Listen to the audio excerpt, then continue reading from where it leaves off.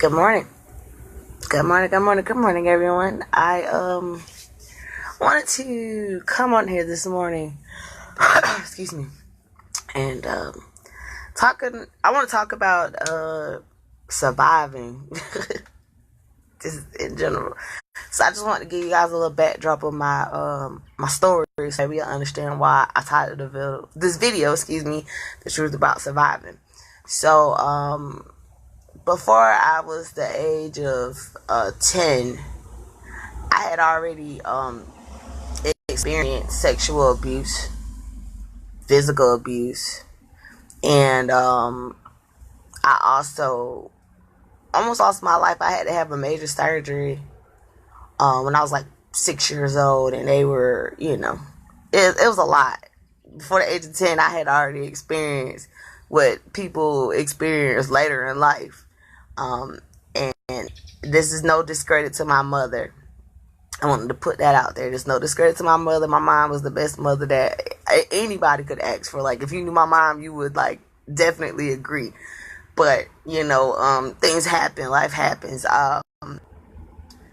So, from the age of, I want to say 5 until I was about 13, I was a victim of sexual abuse by several different people.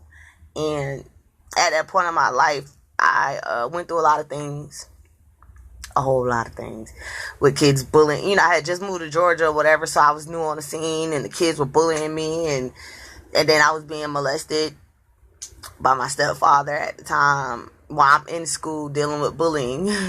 Like, my life was horrible. Like, the first, 18 years of my life that I can recall were horrible. It was. Bella, don't do all that barking, because they're not talking to you. Sorry, I had to talk to my dog, because she be tripping.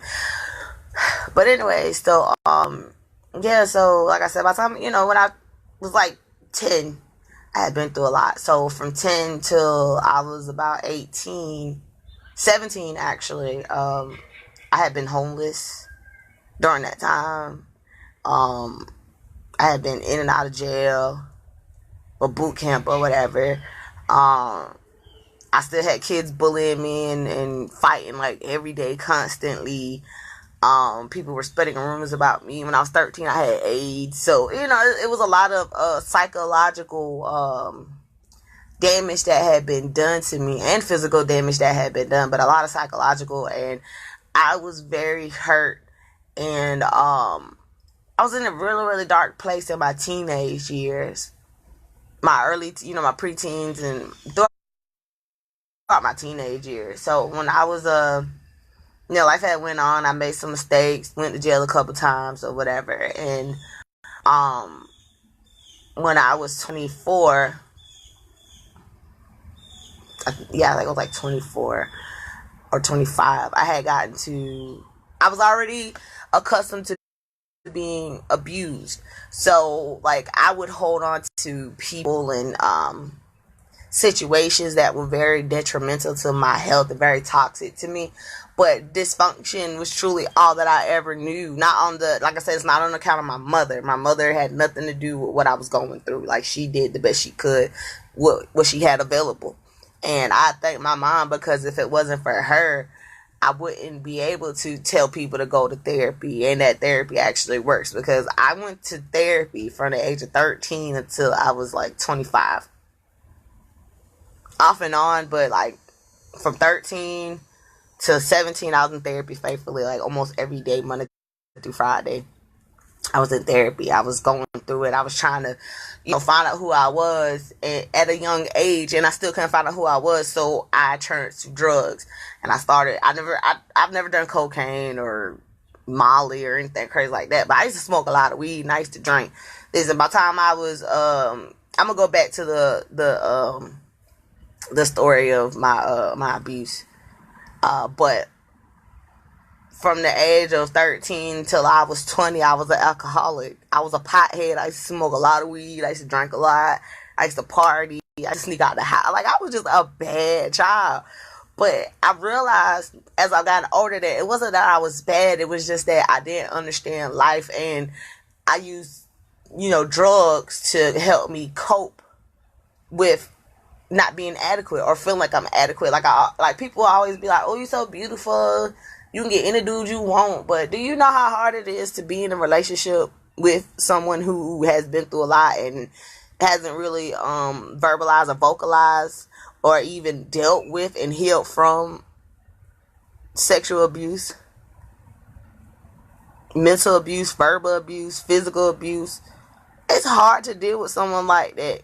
And even though I tried to put my best foot forward and tried to be a good girlfriend or whatever, it never worked in my favor because I was looking for something that I could never get out of a man, and that's the love for my father. And for a man to love me unconditionally regardless of what I was going through, that's difficult. And I mean, I'm 30 now. Now I'm at peace with what I've been through. I'm at peace with who I was. So I'm cool right now. Oh, thank you, Petey. I appreciate that. Yeah, man. I always try to, even though that's the crazy thing. People didn't even know I was going through all the stuff I was going through because I wouldn't talk about it. I would just be angry. Like, I would just blast out, fight, and I was a mess, y'all. And I taught this video, The Truth About a Survivor, because I am a survivor. I've been through a lot of things in life, and when I was in my last relationship, I think that truly was the last straw of allowing the devil to intervene and have hold to my life. My last boyfriend, y'all, and it's crazy because it's Domestic Violence Month, Awareness Month, and I just wanted to speak with you guys about all of the things that I've been through. And I just want to let you guys know, especially the ladies that's watching this, y'all, whatever you do, man, if you meet a guy and he shows you the signs that he is abusive, off rip, leave that nigga alone. And if he's a sociopath or a narcissist, run away, because I'm telling y'all, man, I have dealt with psychopaths and narcissistic people all of my life, and I thank God I don't have to deal with that anymore because I see it and I walk away from it now. But y'all, I was tormented for so many years. Like, I remember being 13 years old, like a little kid, having to defend myself because people said I had AIDS. I ain't got no AIDS. Never had AIDS, never will have AIDS. You feel what I'm saying? But back to what I was saying about the relationship that I had. My ex-boyfriend was so abusive on like a whole. I don't think I've ever seen anything like that in my life, in my own experience. He was worse than my stepfather. Because I say that because those were two men that I trusted, regardless of all the bull crap I've been through, all the abuse, all the mistreatment, all that. Those are two men that I trusted, and they ruined it. They did. But now I'm in such a place where I'm cool. But I just want to tell y'all, man, my truth, man, let y'all know that just because somebody got a smile on their face don't mean they ain't going through it. I'm in a great place right now. I am. I feel fresh. I feel new. I don't hold grudges. I don't have hate in my heart. I could talk about things now without even getting emotional about it or getting upset. And that's hard because, y'all, I know I'm not the only one that's been through things. I know I'm not the only one. But from the age of 5 till I was 26, my life was a living, or 25 rather, excuse me. My life was a living hell. It was. Like, I had to smile in the face and be around the individuals who were molesting me and raping me and act like nothing happened. Then I had to turn around and go through school and be ridiculed and mistreated and bullied because I was pretty. And these people didn't even know that I was going through hell at home. You know what I'm saying? My mom, when I was 13, my mom had gotten an accident, and she clocked out on me for a couple of years because she couldn't do anything. Like, she couldn't really walk, she couldn't go out. Like, it was horrible. And now, she's getting a lot better. She's 100% better, if you ask me. Like, I've seen, like, in the last 2 or 3 years, I've seen a major transformation in my mother's physical health. And she didn't know a lot about what was going on because I was embarrassed to tell her that I just got raped by a boy I trusted and his friend. You know what I'm saying? Like, people was trying to make it seem like when I was growing up, granted, I shouldn't have been having sex at a young age, but, people try to make it seem like I was just like a hoe, like I was sleeping with this dude and that dude. These dudes were assaulting me and molesting me. I'm not going to name any names because it's the past, and I've forgiven everybody, and I don't want, to ruin anything for anybody because I'm in a great place, so I can forgive and move on. But it was a few guys that were really popular that took advantage of me, that were older than me, and they knew that, and they knew what they were doing, and it hurt because they were trying to make it seem like I was the one that was okay with it, and I really wasn't. Like, but that's neither here or there, and it's all good. Like, I could just tell y'all a story on top of story where people were abusing me, and I had to be okay with it and act like it didn't happen. But yeah, my last relationship really, like, put a nail on the coffin. It killed the old car. I thought that because of all the things that I've been through in life, I thought it was normal to be disrespected and mistreated. I thought that's what guys do that love you, and I know better now, thank God. I know a lot of people be like, dang, you 30, you look good, you got a good head on your shoulder, why you ain't got no boyfriend? And I say this because I see so many characteristics in the men that I've dealt with in my past that's not good. That's why I'm still single. Like, if I could be the guy that is way different than I'm used to, I would probably be in a relationship. Oh yeah, baby, that one thing I do, I don't sugarcoat nothing, I don't hide nothing, because I know that just like somebody had to share their testimony for me to get through, I'm sharing my testimony to help somebody else get through. You know what I'm saying? So I appreciate that. I really do.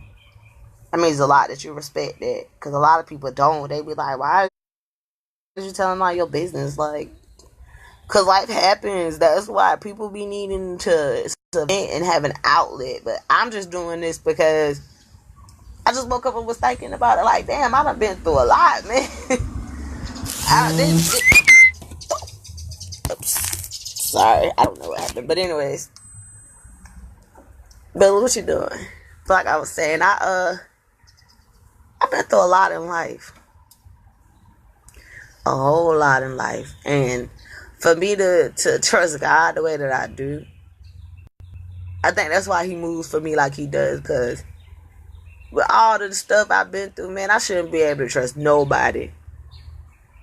But I still love unconditional. I still give people the benefit of the doubt or whatever. I still, am trustworthy, and I trust people to a degree. I've gotten smarter and a lot more wiser about how I deal with things. But it's like, I know the title of this video, The Truth of a Survivor. But the only truth I have, honestly, is that you have to, when you've been through a lot in life and you deal with depression and anxiety and any type of mental illness based off due to trauma, whether it be childhood trauma or a bad experience in life, the easiest way, and I'm telling y'all this because it worked for me, the easiest way to not necessarily get over, but to truly heal from mental illness, because I was diagnosed bipolar at 13. And ADHD. I might still be a little ADHD, but I think that's because I be drinking coffee. You know what I'm saying? But the bipolar disorder was something that I was really embarrassed about, because I'm like, I don't think I'm bipolar. I don't act like nobody bipolar. And they misdiagnosed me. I was just simply depressed. For a long, man, I was depressed for a long time. And every now and again, I get a little low. But the point I'm trying to make here is, people can be delivered from mental illness and healed. I am a witness to that. And I say, and the easiest way to get over the past and holding on to the past is therapy, bruh.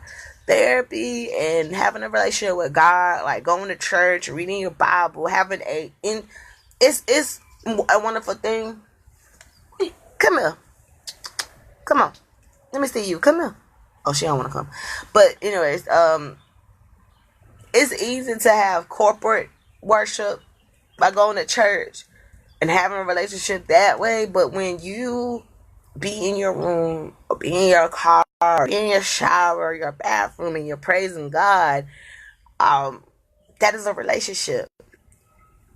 So in order to get past the past is to, for one, have a relationship with God, to have a therapist on speed dial, and 3, taking it serious, applying what the therapist is telling you, applying what God is showing you, applying it. I'm telling y'all, man, I believe that you can talk to a person till you're blue in the face and they still won't get it. But that's because they don't want to. But when a person actually takes out the time and hears what you have to say and apply what you're trying to teach them, it'll change their life. So people be like, therapy doesn't work. It actually does work. I'm a witness that it works. But you have to put in the work to make it work. Now, as they say, you could take a horse to the water, but you can't make the horse drink the water. That's for us humans too. You could sit up here and drop all kind of wisdom and knowledge on somebody, and they don't receive it. You gave it to them, but they didn't receive it. That's not your fault. They didn't receive it, and don't beat yourself up. You know what I'm saying? Yeah, we have to, like, seriously though. I'm not just rambling today. I'm trying to drop some knowledge on y'all, let y'all know something. We have to go to God and therapy. I'm telling y'all can say what y'all want to say, man, but when you actually really want help, you will go get it. And I get so tired of people saying, I don't go to church because of this, and I don't go to church because of that. Whether you know it or not all churches are bad churches. I don't think there's no bad church. I just think that there's some people in the church who are hurt and are hurting people. Whether it be a pastor or a church member or whatever. But I'm telling y'all, there's so many other churches out here you can go to in this world. There's thousands. There's probably millions of churches in America alone. And I really believe that there's no excuse why you can't go to church and get your life together. Like, I'm so tired of people saying, oh, I got church hurt. Oh, so what? Church hurt. Everybody expects church hurt. But doesn't mean that you don't have to stop going to church. Try a different church. But if you go to another church and experience the same thing, I'm firmly believing that it's not the church that's hurting. That's you that's hurting the church. Other people in the church, right? So, you gotta be real careful about that, man. Like,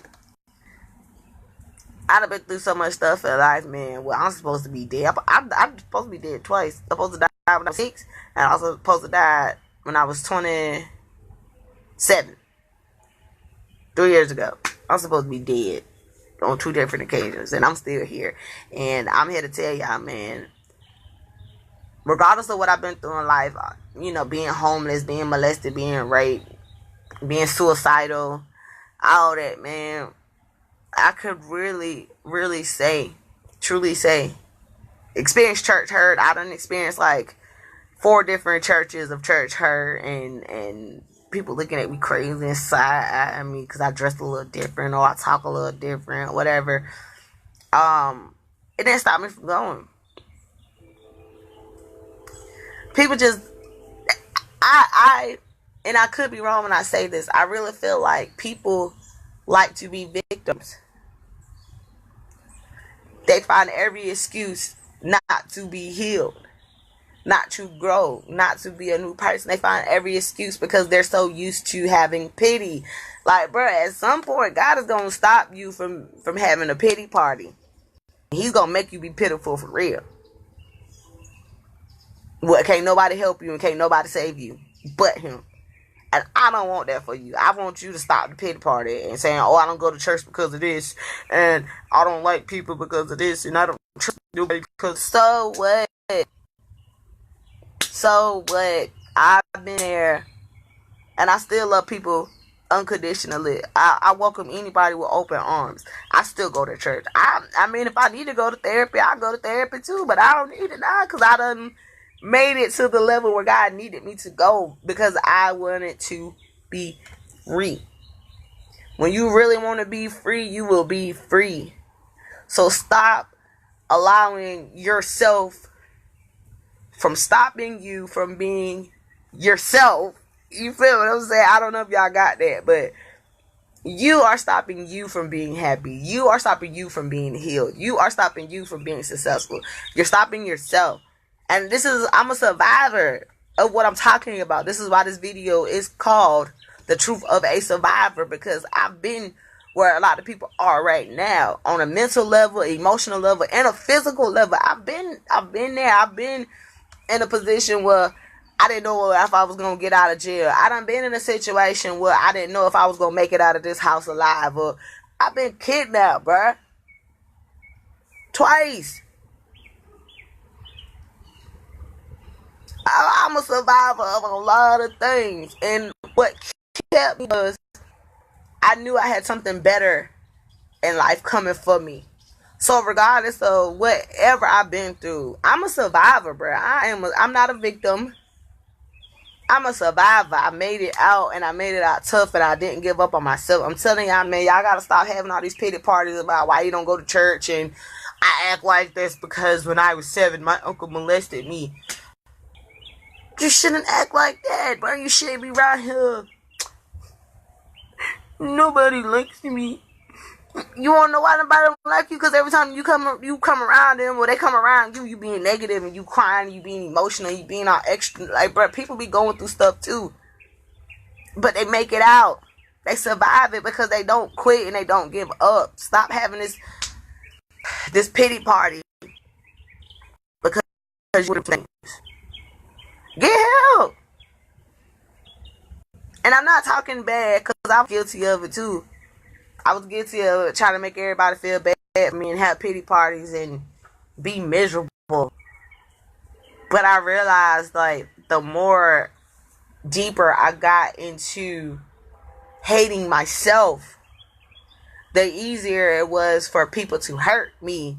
And it was like a repeated cycle of foolishness and hurt and disrespect and abuse, and it was like a repeated cycle because for so long I was programmed to believe that the only way people would love me is because they make me laugh or they treat me good when they want to, and then they be abusive, and then, you know what I'm saying, it was a lot being a little kid. And I swear to y'all, I'm gonna say this time and time again, my mama ain't got nothing to do with what I'm talking about. My mama is excluded. She is a wonderful mother. She did the best she could raising me by herself. You know what I'm saying? My mom knew I had issues, even though I went and talked to see my mother. That's another thing. When you got a mama that love you, even though she can't be there for you, she'll find a way to get you help. And y'all gotta stop holding grudges with y'all elders too.